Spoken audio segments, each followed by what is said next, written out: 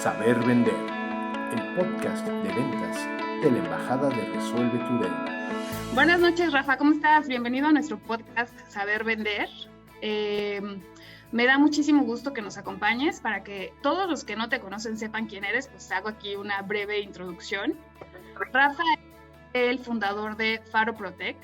Es una empresa que tiene una solución que se llama Kaspersky. Exactamente. Y bueno, lleva más de 10 años en esta industria de TI. Esta empresa creció de cero y creo que esta historia nos va a gustar muchísimo y nos vamos a identificar mucho con ella porque se parece un poco a lo que nosotros hacemos en cuanto al formato. Rafa trabaja con más de 1,000 empresas en México, es egresado de la carrera de comunicación en el TEC y pues antes de estar en Faro o de formar Faro, estuvo como ejecutivo de cuenta en Jeffrey Group. Pues yo soy un egresado de la carrera de comunicación. Después tuve otros estudios, empecé como periodista. Mi primer trabajo fue en la revista Rolling Stone y a partir de ahí empecé a tener como diferentes acercamientos a diferentes empresas con las cuales colaboré. Pero lo que me pasó a mí, sinceramente, es que no me hallaba en ninguna empresa, como que era el patito feo, que en todos los lugares como que no terminaba de encajar por ser tal vez un poco inquieto. Y así fue como llegué a empezar a contemplar la idea de poder hacer una empresa. Después, música también, porque me gusta muchísimo la música.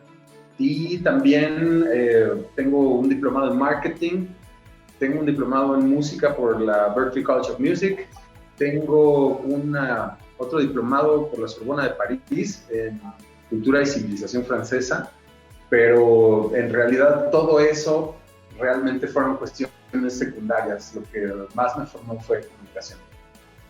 Oye, está muy, muy padre la historia de tu formación. ¿Por qué estudiabas todas estas cosas? ¿Tú cómo te veías de niño? O sea, yo sé que, bueno, ya que empezaste a trabajar, no te hallabas, no encontrabas tu lugar y fue lo que te fue llamando a emprender. Pero de niño, ¿cómo te imaginabas? ¿Siendo un músico o qué era lo que tú querías? Yo creo que sabía que era una mezcla entre empresario y músico. Yo creo que me gustaban las dos. Nunca pensé demasiado, es chistoso, nunca pensé demasiado en qué quería hacer. Yo nada más quería que fuera lo que me gustaba en ese momento y tampoco estudié pensando en, híjole, es que me voy a morir de hambre de músico o de comunicólogo o lo que sea. Ya después como que reflexioné y fueron puras decisiones muy irracionales en ese sentido, de que estudiaba lo que me gustaba. Y después, poco a poco, fui integrando todas esas cosas que me gustaban en mi trabajo. Y así fue como se fue complementando. Sí, porque al final puede parecer que no tiene mucha relación, ¿no?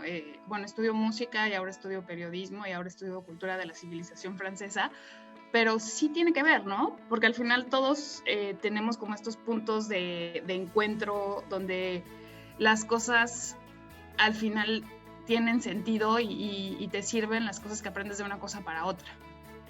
¿Sí? Yo creo que sobre todo cuando tú estudias algo, yo creo que todos estudiamos algo porque o nos interesa o nos gusta o queremos evitarlo porque hay algo que nos da miedo o nos sentimos impotentes acerca de uno o dos temas. Y a mí lo que me pasó es que la música en muchos sentidos y la comunicación e inclusive después los sistemas, para mí es parte de una comunicación más robusta.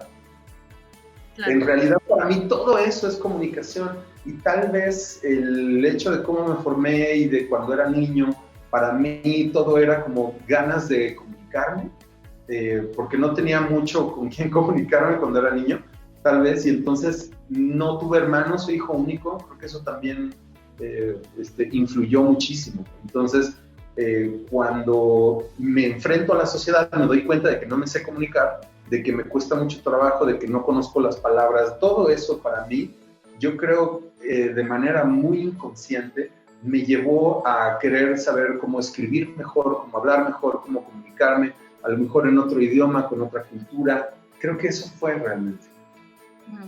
Está muy padre, qué padre.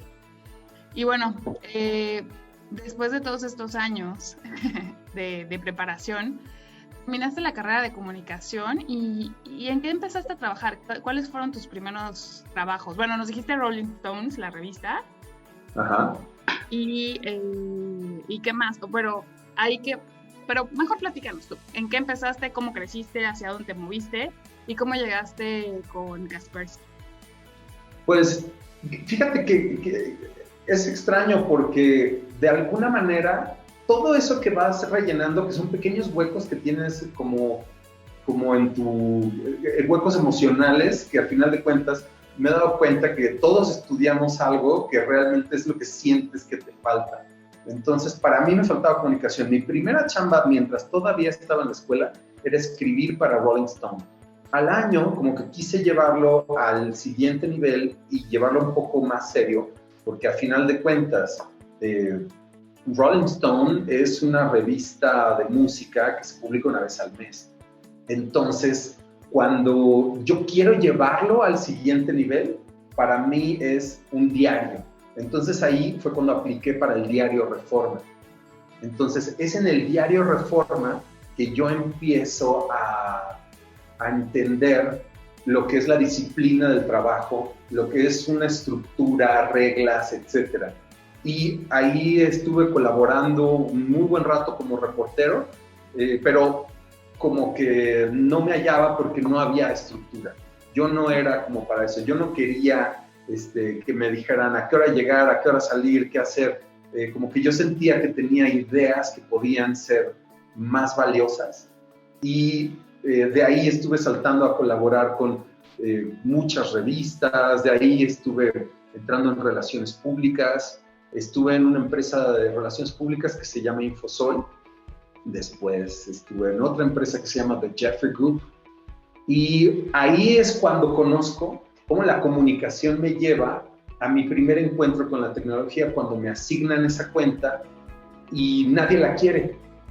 Como que todo el mundo le hace como que Fuji era una empresa de tecnología rusa, de ciberseguridad, como que todo el mundo quería el iPhone o querían empresas como de consumo, empresas glamurosas, porque era como una cuestión de estatus. Y a mí realmente nunca me interesó eso. A mí realmente lo que me interesaba era poder entender cómo la tecnología podía potenciar ciertas capacidades del ser humano, cómo podías protegerte, cómo había un ataque, cómo realmente había un poder detrás de la tecnología y cómo eso podía potenciar muchas cualidades o hacer ataques o incurrir en delitos, o cómo podíamos prevenir que esas cosas sucedieran. Entonces, para mí... ¿En qué año fue, Rafa? Porque, digo, ahorita yo creo que vemos la tecnología desde otro punto de vista, ¿no? Creo que para nosotros ya no, la tecnología no nada más es, ay, tengo el último celular, ya sé mucho de tecnología, como que nos queda hoy un poco más claro el panorama de todo lo que implica una solución tecnológica, porque hemos visto cómo crecen empresas como Google, que ya están metidas en todo, ¿no? En todo. Completamente. Entonces, creo que el año en el que fue esto, la visión era completamente diferente, el entendimiento muy chiquito. Entonces, ¿cómo tuviste como justo la visión de ver, oye, por aquí hay algo muy interesante? ¿Cómo empezaste a entenderlo? ¿Cómo pudiste detectar esa oportunidad? Para mí pasó como muy instintivo. Yo creo que yo soy una persona que mucho quiere como entender a través del instinto. O sea, no racionalizar, no sobrepensar, no estar haciendo como todos estos acercamientos analíticos acerca de qué es lo que sucede. O sea, para mí, realmente, lo más importante es seguir mi corazón. Eso. ¿Qué pasó con respecto a tecnología? A mí simplemente me llamó, como cuando le das a un niño un juguete y dice, ¡ay, está increíble! No te podría decir exactamente qué pasó, ¿no? Me encantaría poderte decir, ¿sabes qué? Yo vi desde antes que todo el mundo, hace 15 años, que la cuestión de la tecnología iba a estar muy cañona en el tema de ciberseguridad. Creo que se intuía eso, pero sobre todo lo que me resolvía es que me gustaba, y eso fue lo más importante. Oye, y platícanos un poquito de Kaspersky, ¿qué es? ¿No? Bueno, nos dices, oye, estaba en esta empresa, en Jeffrey, y me dijeron, nadie quería la cuenta, yo la tomé. ¿Y qué fue lo que descubriste? ¿Qué fue lo que te gustó? ¿Y cómo te moviste a hacer lo que haces hoy? Fíjate que pasó algo muy chistoso. Nadie quería la cuenta cuando dijeron, oigan, hay un antivirus ruso. Obviamente hace 15 años, quienes conozcan hoy la marca Kaspersky, que la ven en cajitas en Office Depot o en cualquier tienda de autoservicio, inclusive los he llegado a ver en el Oxxo. Nada de eso existía hace 15 años. Hace 15 años, inclusive el concepto de virus no era muy importante. No es como hoy, que hoy prendes el noticiero y ahí está todo.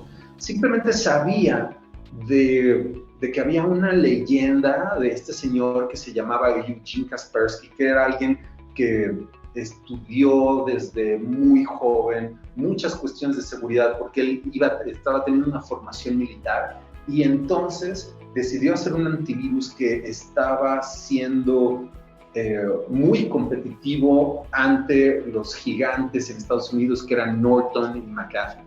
Entonces, estos dos supergigantes que tenían todo el mercado de antivirus se las estaban viendo negras, porque había un señor en Rusia que estaba completamente chiflado y que tenía otra concepción acerca de lo que debería de ser la ciberseguridad. Entonces, a mí me gustaba esa historia, me llamaba la atención, y cuando yo dije, ¿sabes qué? Me van a presentar a Eugene Kaspersky, para mí fue wow. Hoy en día, Kaspersky es una marca que no solamente la ves instalada en la mayor parte de las computadoras comerciales y en la mayor parte de computadoras de hogar del mundo. No solamente es eso. A ese tipo de tecnología, digamos que se le llama de punto final o endpoint. Hoy Kaspersky está muy dedicada al segmento de empresas, está incursionando muchísimo en otro tipo de seguridad, por ejemplo, seguridad de infraestructura, también están en gobierno, también están en, por ejemplo, hoy nos platicó el otro día Eugene Kaspersky que estaban desarrollando una tecnología antidrones, por ejemplo. Entonces es una empresa que tiene más de 3,000 empleados hoy, científicos, la mayor parte de ellos, que están 24/7 en Moscú descifrando virus y poniendo vacunas y previniendo ataques en todo el mundo. Entonces, para mí, eso me llamaba muchísimo la atención, aunque no era tan grande la empresa. Sabía yo que cuando conocí a Eugene Kaspersky era alguien extremadamente especial y que había un futuro ahí, que era una manera muy emocionante de ver los negocios, alguien muy abierto a muchas ideas. Entonces, eso fue lo que me llamó la atención. ¿Qué es Faro Protect? Faro Protect es el nombre de mi empresa, bueno, la empresa de todos nosotros que fundé hace 13 años. Yo sentía que uno de los principales problemas que había es que la gente no sabía por dónde empezar a consumir este tipo de tecnología, sobre todo la de ciberseguridad. Entonces, lo que yo noté es que habría muchas más ventas si la gente entendiera por dónde empezar.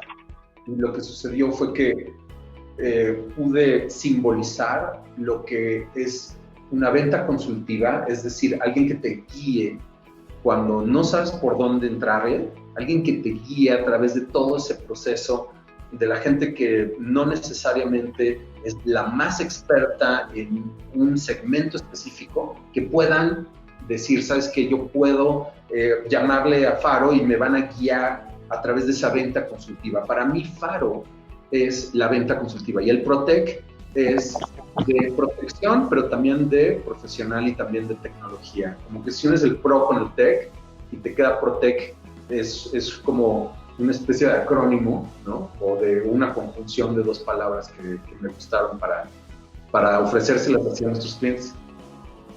Oye, me parece súper interesante la parte de la venta consultiva. ¿Quiénes son sus clientes? O sea, sé que son las empresas, pero las empresas son personas. Entonces, ¿tú a quién buscas y qué es lo que le enseñas, no? Porque me dices, bueno, vamos a enseñarles por dónde empezar a consumir seguridad. Porque muchas empresas, muchas personas no saben qué es, para qué sirve y qué beneficios les va a traer. Entonces, ¿tú a quién buscas? ¿Cómo te acercas? ¿Cómo le dices, oye, te voy a enseñar para qué es esto y te va a encantar?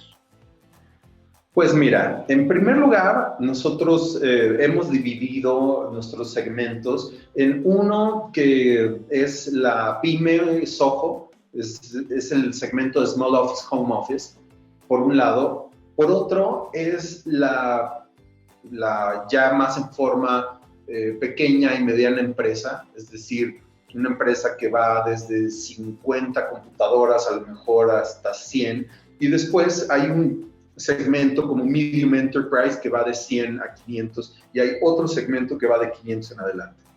Hoy en día podríamos decir que tenemos clientes que van desde hogar, que así fue como nosotros empezamos, vendiendo pequeñas cajitas de esas que puedes comprar en cualquier tienda de autoservicio. Las vendíamos de 1, de 3 y poco a poco nos fuimos especializando y adquiriendo un know-how a lo largo de bastante tiempo, donde pudimos empezar a atender estas pequeñas empresas y después meternos en el segmento de las empresas que dependen mucho de tecnología más alta, como servidores, como mainframes, como sites ya mucho más grandes, firewalls, etcétera. Todo eso era algo que nosotros desconocíamos en un principio, porque como ya les dije, yo no estudié esto. Lo fuimos estudiando conforme fuimos avanzando en el camino y conforme se fueron presentando las oportunidades. Está increíble. Aparte me encanta que hablas en términos de computadoras y servidores y no de personas, de colaboradores, porque al final ese es tu mercado, ¿no? Está increíble. Pues lo que pasa es que siempre el elemento humano es muy importante, pero en nuestro segmento el elemento humano es que ellos básicamente hagan su trabajo, estudiar cómo es el flujo de su trabajo y nosotros ser quienes nos preocupamos de protegerlos. Esa es, o sea, cuando llega un cliente y nos habla a nosotros, nunca nos dice como de inicio como otra cosa que no sea, por ejemplo, empezamos a hablar de una infraestructura y así es como a lo mejor en una ingeniería reversiva vamos entendiendo a qué se dedica. Oye, ¿qué servicios son los que trae este servidor? Ah, es un servidor web. Ah, ok, entonces tienes gente que está haciendo páginas y así es como nos vamos acercando a ese elemento humano. Claro, entendiendo sus actividades. Sí. Y bueno, pues a lo que se dedican, ¿no? Oye, y ¿cómo fuiste estructurando tu empresa? Hoy tu empresa, en términos humanos, ¿cómo está? ¿Quiénes la conforman? ¿Y cómo empezaron, no? Porque hablas de nosotros. Entonces, a ver, cuéntame quiénes son ustedes. ¿Cómo es el equipo? ¿Cómo lo empezaste a estructurar? Porque aparte me imagino que al estar tan cerca de tantas empresas y ver la experiencia desde el punto de vista proveedor, pues ves empresas que son increíbles, seguramente ves empresas que no son increíbles, y me imagino que de ahí has aprendido y que has tomado ideas para poder formar pues lo que hoy es Faro. Entonces, platícanos quiénes son ustedes como en la parte humana y qué visión tienes para el equipo. Pues nosotros estamos conformados por un departamento técnico, otro departamento de ventas y hay gente que se encarga de nuestras finanzas, hay gente que se encarga de los temas legales, etcétera. La mayor parte de nuestro equipo fue también de manera muy instintiva, como de vibra, y hoy estamos buscando más gente. Para nosotros es muy importante que los alineemos, que fue un error que cometí demasiadas veces hablando de cosas que uno va aprendiendo con el tiempo, que no estaban enteramente alineados a nuestros valores. Hoy te puedo decir que las personas que estamos trabajando aquí, tanto en el área de ventas, que es súper importante, pero que hoy queremos consolidar, tanto la gente de sistemas, alguien que esté programando o alguien que nos esté ayudando en marketing, la gente que ha colaborado, hay gente que ha estado con nosotros por temporadas, hay gente que está de planta con nosotros, hay gente que está de planta, pero a lo mejor de una manera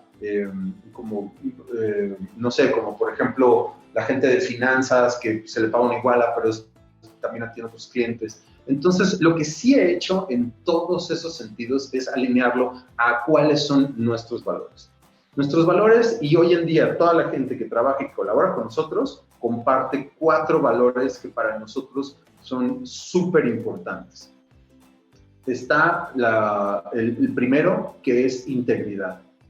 Para nosotros es extremadamente importante que alguien que colabore con nosotros tenga un muy buen elemento de integridad. Mucha madera, eso es algo que no se enseña en ningún lado, no te lo va a enseñar nadie, y que ya lo tienes que haber traído tú desde casa, ¿no? Para nosotros ese es lo más importante, es el 50-60% de qué es lo que debe tener alguien que pueda colaborar con nosotros. Segundo, es excelencia. Nosotros nos fijamos mucho, tenemos mucha atención a los detalles, sin perder la visión general. Para nosotros esa sería como la regla de oro de nuestro segundo valor, que es excelencia. Es decir, mucha atención en los detalles sin perder la visión general. El tercero es comunicación. No sé si es algo que yo traía desde antes o me fui topando con que era un problema, pero nos encontramos con que no había comunicación y que eso causaba muchos problemas y causaba una falta de eficiencia en todos los procesos. Entonces, para nosotros la comunicación también es otro de los elementos esenciales y es el tercer valor. Nuestro cuarto valor es la innovación tecnológica. Entonces, la innovación tecnológica, el papel que juega es que es un catalizador de todo lo demás. Es decir, que si tú puedes hacer esto con calidad, con innovación tecnológica vas a poder producir 100 con muy buena calidad. Es como un potenciador de todo lo que estés haciendo. Entonces, esos son los 4 valores y hoy quien colabora con nosotros y la gente que estamos buscando tiene que estar en línea con esos 4 valores, que son integridad, excelencia, comunicación e innovación tecnológica. Okay. Muy bien. ¿Y cómo? Me imagino que fue todo un camino para llegar a esos 4 valores, ¿no? Me gustaría regresarme un poquito al tema de ventas. Nos decías que el equipo de ventas es muy importante para ustedes y la forma en que yo veía relacionada nuestra embajada con ustedes es que al final pues también son de alguna forma brokers de Kaspersky. En esta parte, ¿qué consejos nos podrías dar a nosotros? Como tú pudiste haber dicho, oye, pues yo me quedo como a lo mejor vendedor independiente y yo me muevo y entonces busco empresas y comisión. Pero fuiste un poquito más allá y lo llevaste a un tema de emprendimiento. Entonces, me gustaría que compartieras cómo ves tú las cosas y qué les recomendarías a nuestros embajadores para poder hacer como este salto, ¿no? De, ok, soy un vendedor, soy un buen vendedor, tengo la disciplina, tengo el conocimiento, pero quiero crecer, ¿no? Y quiero ser realmente independiente, ¿no? Como, porque al final, pues los que estamos en esto, creo que todos tenemos este sueño de independencia, ¿no? Que al final es difícil, pero te da muchísima satisfacción. Platícanos cómo ves esta parte. Pues primero que nada, los vendedores de alguna manera ya somos una especie un poco rara en el sentido de que por un lado tenemos como ese fuego de estar queriendo, buscando de tener tolerancia a la frustración, que todos los que estén viendo el podcast me imagino que deben de toparse todos los días con que hay una gran tolerancia a la frustración que es necesaria en las ventas. Pero por otro lado, también es la insaciabilidad y una visión. Sobre todo cuando tú tienes una visión de algo que podría ser mejor y tú crees poder llevarlo a ese siguiente nivel o cambiarlo de cierta manera, para mí eso es algo que se necesita.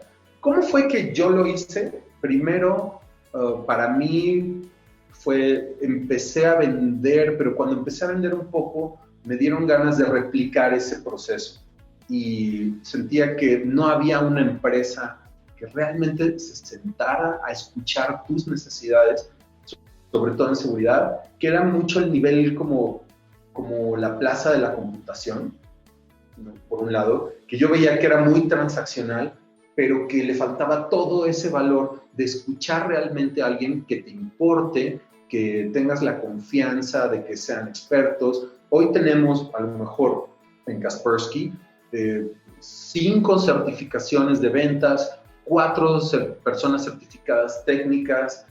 Todo el tiempo nos estamos nutriendo de lo que nos dice Kaspersky. Estamos como a la vanguardia en los últimos lanzamientos de productos, de servicios, y para mí esa inquietud es como el eje y el común denominador de la gente que quiere emprender, que realmente estás hecho a la idea de que hay algo mucho mejor en el emprendimiento que donde estás, que hay una visión y que tú tienes una visión muy específica acerca de algo y que tu manera de hacer las cosas tiene algo que sumarle a tu mercado. Entonces, si tú tienes eso, no hay una cabida para ti en que alguien te trace un camino, lo cual también está muy bien hecho porque necesitamos mucha gente que no necesariamente esté hablando una hora, sino que tenga mucho amor y mucha pasión por el detalle de lo que hace. Pero si tú tienes una idea y una visión acerca de cómo hacer las cosas, definitivamente creo que emprender es algo para ti. Me encanta 2 cosas que dijiste. Una es la parte de que te sigues preparando y te sigues certificando y sigues aprendiendo. Entonces, creo que aquí el tema es como universal, ¿no? Si quieres ser bueno y quieres ser experto y quieres posicionarte como el que más sabe en algo, tienes que estudiar y tienes que aprender. En esta parte, ¿tú qué valor le ves a estarte preparando y estar aprendiendo constantemente y por qué lo haces? Hay una situación que cuando te encuentras en ventas, siempre eres como objeto de mucho escrutinio por parte de la gente de compras. Y siempre, por lo menos, ustedes lo saben, por lo menos hay 3, ¿no? Que hacen lo que tú haces, que lo hacen pues más o menos en el nivel que tú estás. Pero para tener éxito en ventas, para mí, es necesario que seas tú quien tiene ese pequeño diferenciador. ¿Cuántas veces no se nos va una venta por 1 o 2 puntos de margen? ¿Cuántas veces no se nos va una venta porque aquel proveedor tiene 1 o 2 cualidades que tú no tienes? O cuando tú ganas una venta porque tienes algún servicio, algún detalle que le hizo clic al cliente y que los demás no tienen. Eso es lo que te da la preparación. Es decir, si tú conoces muy bien tu producto, si tú conoces muy bien a tu mercado objetivo, entonces vas a tener muchas más oportunidades. Y esto es algo que sucede todo el tiempo. Por ejemplo, si tú estás estudiando a lo mejor algo que no necesariamente esté relacionado, tal vez puedas hacer clic con alguien que también se ha dado cuenta de X fenómeno, y ahí es donde tú puedes hacer un mejor engagement con tu cliente. A lo mejor tú estás preparándote de otra manera y tú ves una tendencia macroeconómica donde sabes que vas a tener que contratar a lo mejor a 1 o 2 personas más para traer esta nueva ola de demanda que viene, por ejemplo. O, por ejemplo, puedes poner no sé, hoy justo estábamos hablando sobre un chatbot que realmente no sea un chatbot que responda de manera automática, sino de manera inteligente, pueda hacer un primer acercamiento con la gente que entra a tu landing site para poder atenderlos más rápido, a lo mejor a las 11 de la noche, cuando el cliente es que ya por fin tiene tiempo y se le ocurre,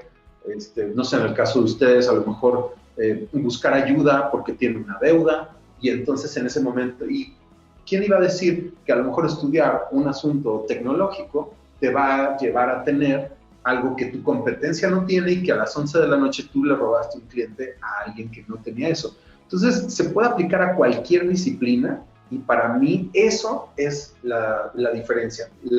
Sobre todo que estamos compitiendo. Hoy en día la competencia es muy férrea. La competencia es tenaz. Todo el mundo está saliendo con nuevos productos, nuevos servicios, con nuevas cosas. Y quien tenga esa pequeña diferencia es quien se va a quedar con el mercado. Entonces, para mí eso es el valor de estarse preparando todo el tiempo. Sí, y aparte escuchándote, me hablas de conocer muy bien tu producto, pero también te escucho hablando de tu entorno.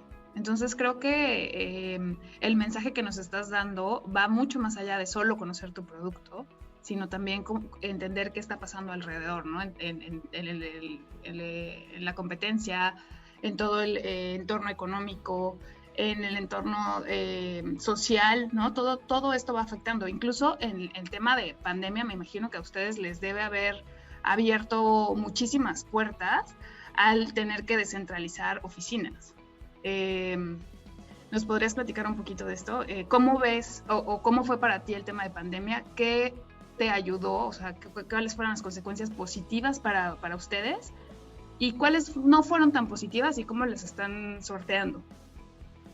Pues para nosotros fue extremadamente, digamos, fácil, porque para nosotros, en el segmento que nosotros estamos, que es extremadamente tecnológico, era muy fácil, porque ya nosotros, como había platicado, uno de los valores es la innovación tecnológica.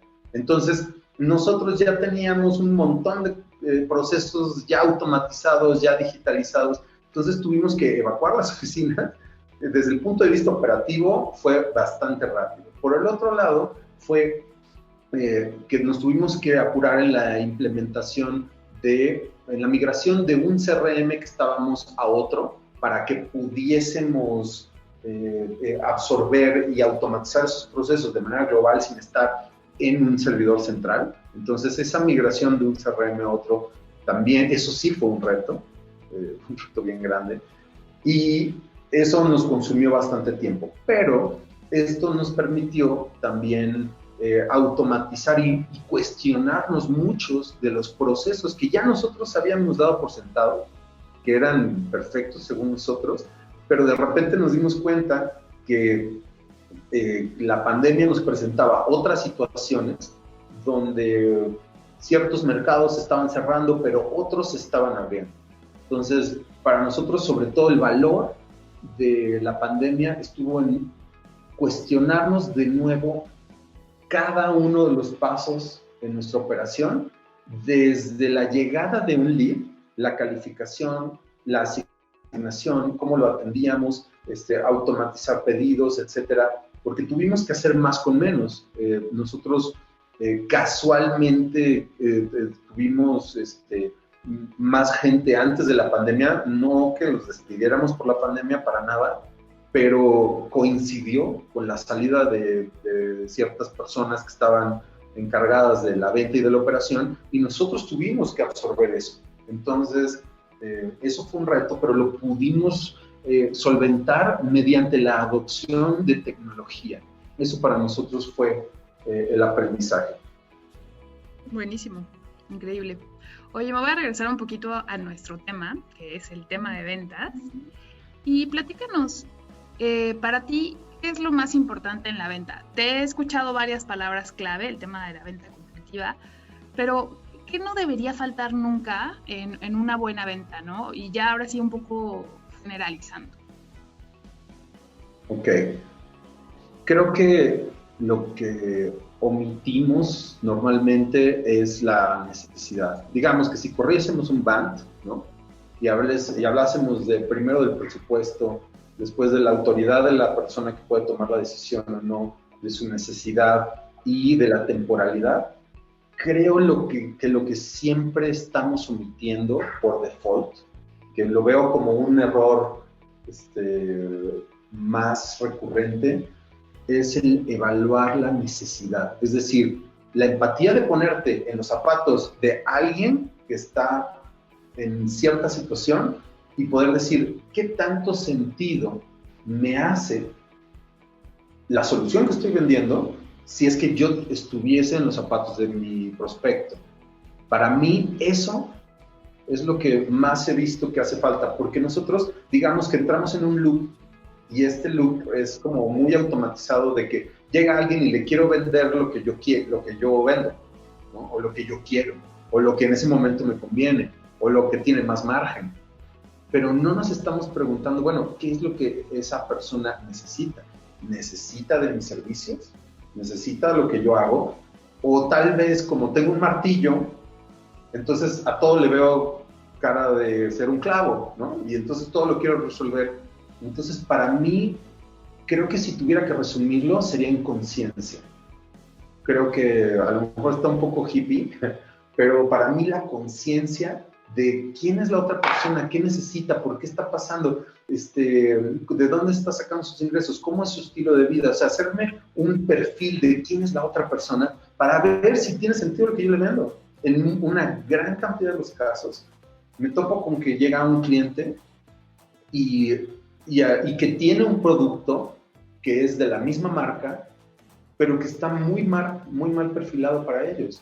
Entonces, llegó a alguien que decía, no, pues esto es lo mejor, pero nunca se puso en los zapatos del cliente y el cliente está pagando de más. Este cliente no necesita este producto y cuando nosotros fungimos como un vendedor consultivo, nos aseguramos de que el producto que tenga nuestro cliente sea exactamente lo que necesita. Eso para mí es algo que hace mucha falta en ventas, la conciencia de los otros. Sí, me encanta lo que estás diciendo, ¿no? La conciencia de los otros, la necesidad de los otros y no mi necesidad, mi urgencia, mi perseguir la comisión, porque eso es pensar mucho en corto plazo, ¿no? A ver, yo salgo de esta hoy, pero me atoro a esta persona para el día de mañana y ese día de mañana pues no voy a tener referido, ¿no? Que es esta como búsqueda constante de flujo, ¿no? Entonces siempre estás buscando lo mejor para tu cliente, para que te recomiende y pensando mucho más a largo plazo. Completamente. Increíble. Oye, y bueno, para una persona que está empezando con nosotros en la embajada, bueno, ¿tú qué le recomendarías? Pensando en alguien que no tiene mucha experiencia en tema de ventas y que está apostándole a esto porque de acuerdo a su estilo de vida es un modelo que le queda hoy y está viendo que no está tan fácil. Entonces se está atorando y se empieza a frustrar. ¿Qué le recomendarías a una persona así? Acuérdate por qué lo empezaste a hacer. Para mí, eso es lo más importante. Acuérdate cómo te sentías en otro lugar donde era tal vez igual o más difícil, pero tú no tenías ningún control. Y hoy tienes el control. Pues siempre estuviste a lo mejor señalando o criticando, no sé, bueno, pues ahora tú tienes el control y es tu responsabilidad. No te olvides por qué empezaste, no pierdas de vista. A mí me gusta mucho siempre hacer zoom out y decir, ok, si hoy en día estoy trabado en cierto problema específico, entonces hacer 2 pasos para atrás y ver la imagen completa. Es decir, si hoy en día, no sé, yo, por ejemplo, te lo confieso, hoy estamos batallando para reclutar, ¿no? Y entonces hay veces que es frustrante, completamente frustrante, estar entrevistando y entrevistando y que a lo mejor alguien no llegue. Entonces, para mí es como de, ¿por qué la gente se queja tanto de que no hay trabajo, pero de repente no llegan, no sé, el 30% a las entrevistas? Entonces es frustrante y y tienes que entender que es una carrera pues de resistencia. Es una carrera de resistencia, de resistencia a la frustración, es una carrera de persistencia y sobre todo de acordarse. Cuando yo me siento así como frustrado y que ya no sé ni por dónde, y el dinero se acaba, pero las ventas no llegan, pero no tengo suficiente gente o lo que sea, en ese momento me acuerdo por qué lo hice y me acuerdo de lo bueno que es cuando logras algo por ti mismo. Y eso es algo que nadie te va a poder quitar. Nadie te puede despedir de donde estás, porque tú eres el capitán de ese barco y que tú tienes la libertad de llevarlo hasta donde tú quieras. Entonces, siempre vas a tener que sortear un montón de obstáculos, pero volviendo a la conciencia, ¿no? Yo creo que eso es lo que se necesita más que todo, porque nadie te va a dar un libro de reglas. Nadie te va a decir, ¿sabes qué? Ahora viene esto, ahora viene el otro. Si tú me preguntas, ¿qué les aconsejaría yo a las personas que están empezando en ventas y no tienen idea? Que se avienten. Que se avienten, que se caigan y que se levanten las veces que sea necesario, pero que en cada caída aprendas. Que en cada moretón que te salga sea un verdadero aprendizaje. Que intentes, que vayas sin miedo a fracasar, con riesgos medidos, claro, pero que todo el tiempo estés dispuesto a que si algo sale mal, pues te sobas y sigues adelante. Eso es para mí lo que yo les recomendaría a los que están empezando o a los que ya llevan mucho tiempo. Los que ya llevan muchos trancazos. Me gusta mucho lo que estás diciendo.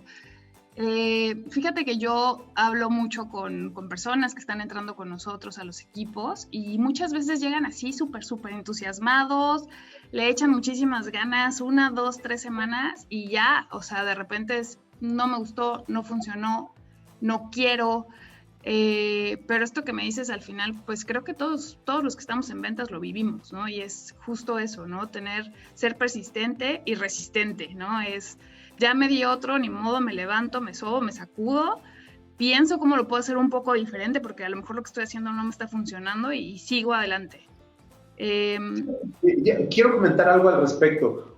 Cuando empecé hace 13 años, Faro cumplió en enero 13 años. Wow, cómo pasa el tiempo. Nosotros, de todo el ecosistema de vendedores de Kaspersky, éramos del 4,000 distribuidores de Kaspersky, éramos el número 4,000. Éramos el de hasta abajo. Y hubo un momento donde a lo mejor hoy estamos en una oficina padrísima, mañana no sabemos, pero hoy estamos gozando de una estabilidad, de un buen sueldo, de todo. Pero en ese momento se prestaba mucho para que yo estuviera frustrado, porque definitivamente me tardé como 2 o 3 años antes de poder cubrir mis gastos. O sea, realmente fue mucha resistencia. Yo dormí en mi oficina durante 5 años. Entonces, si hay alguien que anda por ahí diciendo, no, pues es que, pues no, o sea, la gente que lo va a hacer es imparable.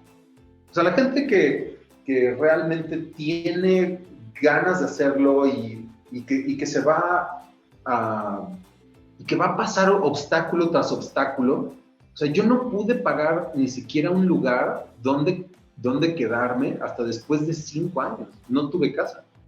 Era mi oficina en el mismo lugar que era la sala, en el mismo lugar que cocinaba, en el mismo lugar era un espacio como de 50 metros cuadrados. Entonces, pero jamás en ningún momento en mi mente pasó el de, híjole, es que pues yo no puedo. O sea, para mí eso jamás pasó. Tal vez pasaban muchas otras cosas, como por ejemplo, ¿por qué ellos sí están pudiendo en este momento y yo no? Y después, eventualmente, después de muchos fracasos, llegué a esa respuesta. ¿Y qué era? En el primer caso, el primer error que yo estaba cometiendo es que estaba vendiendo un producto tecnológico como en un modelo de B2C, y el producto tecnológico se presta más para un mercado B2B. Y en realidad era un miedo mío de poder llegar a una empresa, y tenía yo como ese síndrome de impostor, de poder llegar con alguien que sí había estudiado a lo mejor una carrera en sistemas y decirle, no, yo te voy a decir cómo es la implementación en tu red, por ejemplo. Y tenía yo miedo de aventarme con una empresa, de echar a perder su operación por una mala instalación. Entonces lo que hice fue que a otro de mis clientes le pedí que si me daba clases. Entonces en ese momento agarró un pizarrón que teníamos ahí, un pizarrón de este tamaño, y nos empezó a dar clases. Si tú crees que te vas a desanimar, la verdad es que eso no es para ti. Esto es para gente que no hay manera de pararla, que nada más está buscando el cómo y que prefiere dormir en un carro antes de echarse para atrás.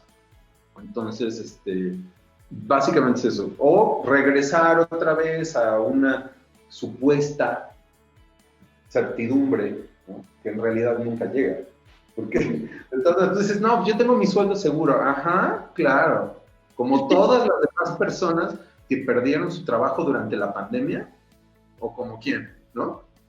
A quien no le disminuyeron el sueldo se lo quitaron, a quien no se lo quitaron lo corrieron, a quien no lo corrieron terminó demandando. O sea, ¿cuál certeza? Tener un patrón no es una certeza. Tener un patrón nada más es que tengas a alguien que tenía un sueño y que a lo mejor puedes colaborar en ese sueño.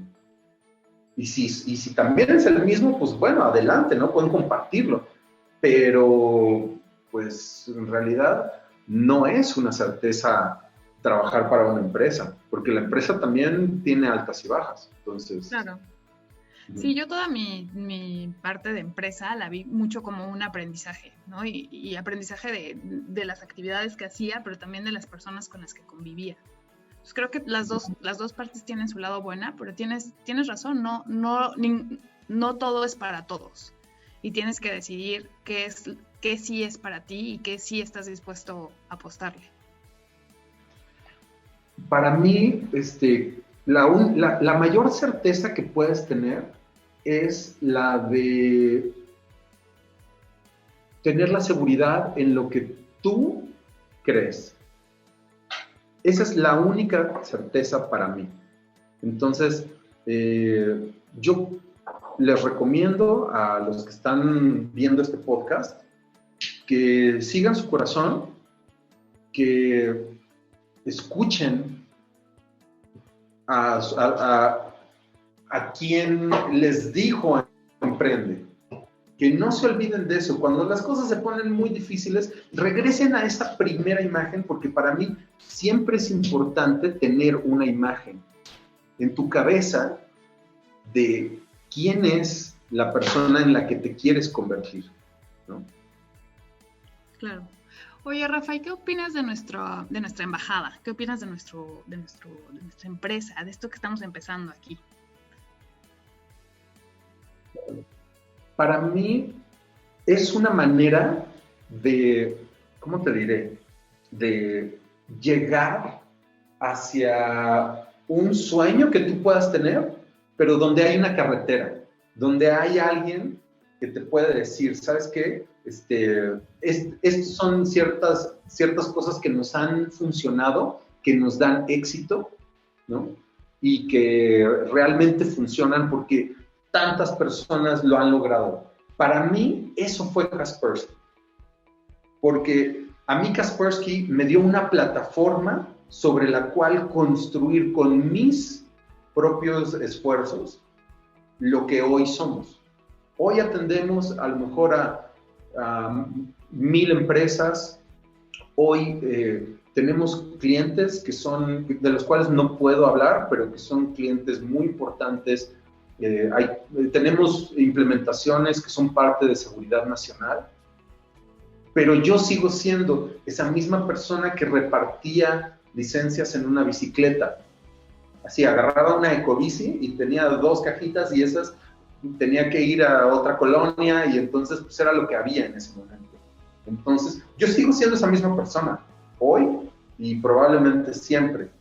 Nada más que fuimos creciendo y fuimos visualizando cómo nos íbamos a ver poco a poco hasta el punto donde hoy, con mucho orgullo, les comparto hasta de este lado, ¿no? Que somos un partner platino. Esto nos ubica y acabamos de recibir una distinción hace poco como uno de los primeros 3 partners que hay en el país, y también como nos dieron otra mención de partner de Latinoamérica.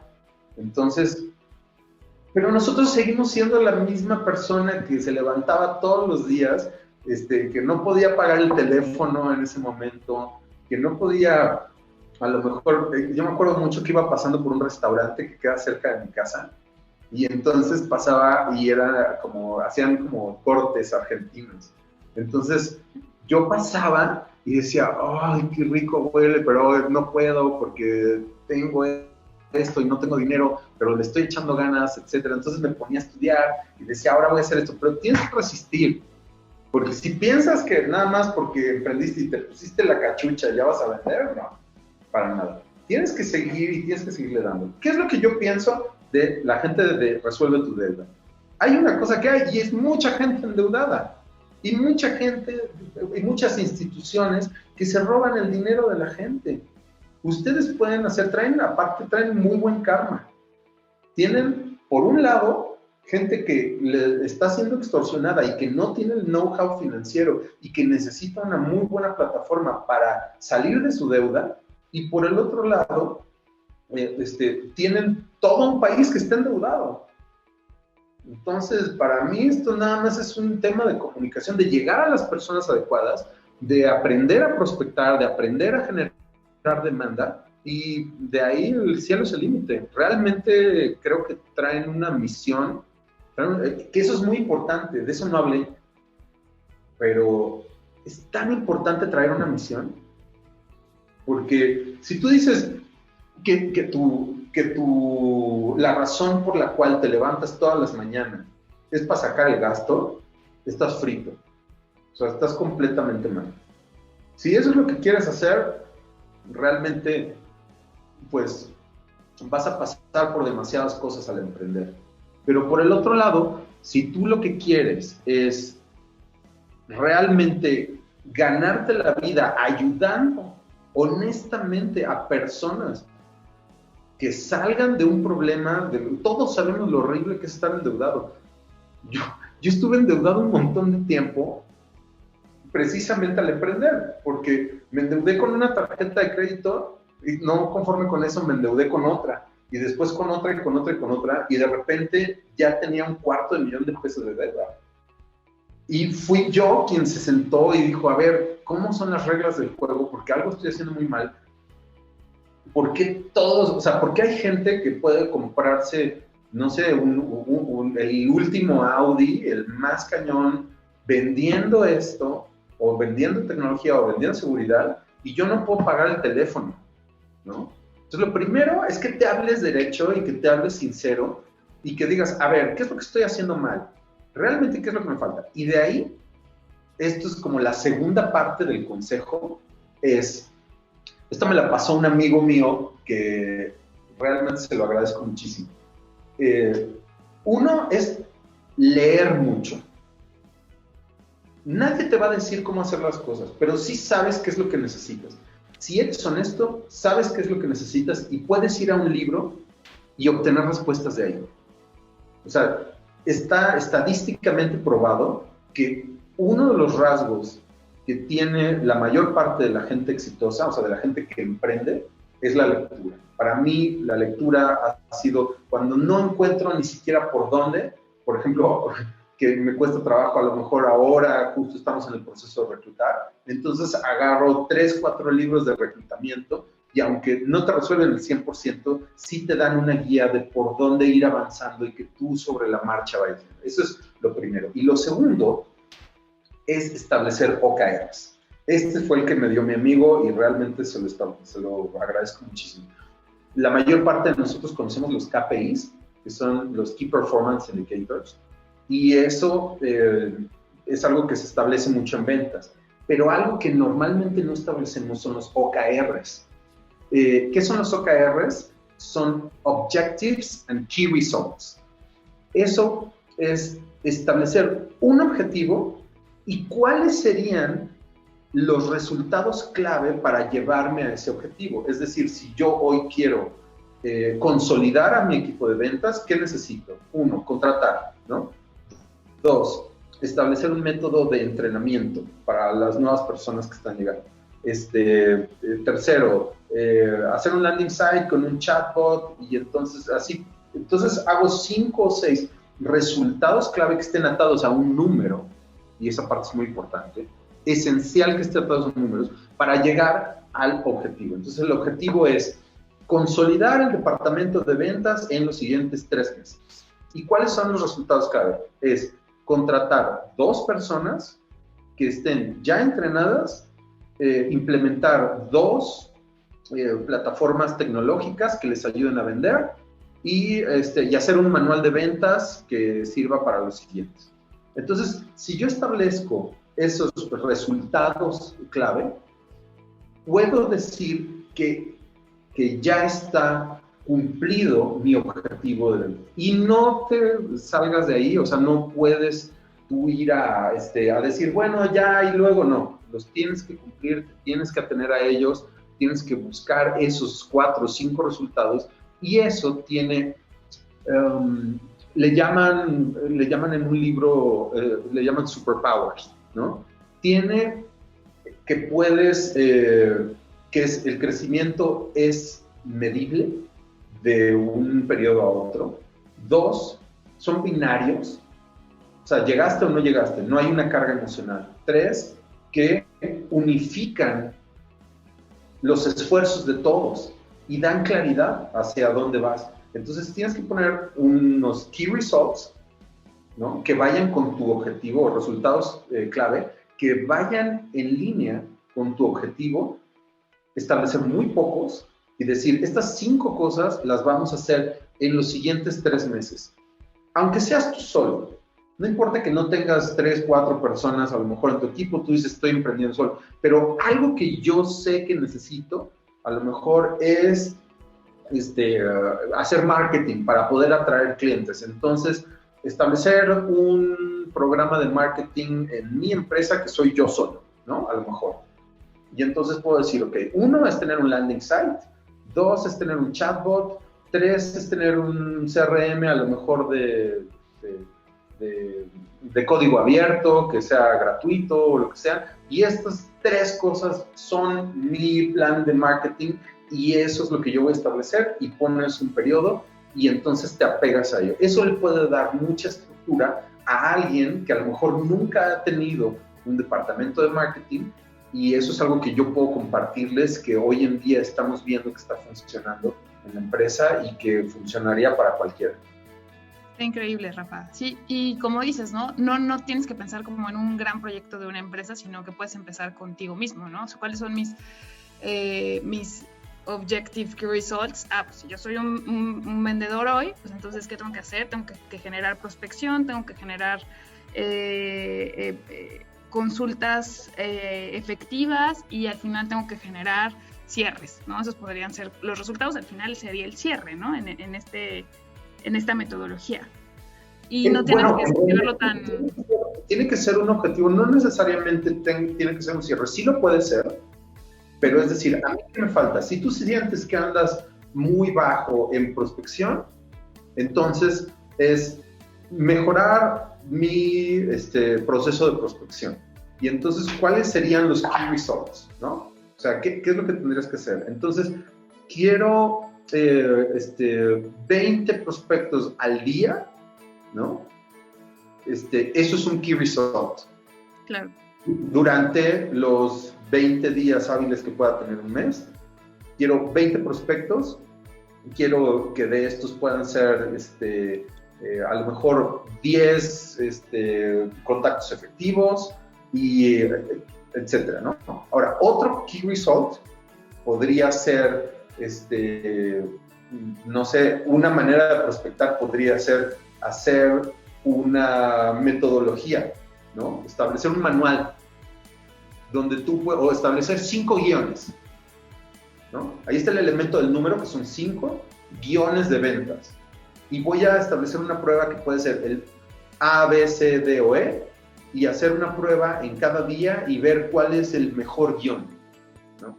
Y entonces el punto es concretar, o sea, hacer 3 o 4 acciones que sea inevitable que prueben que tú ya tienes muy bien ese departamento y que te enfoques en ese objetivo en ese periodo.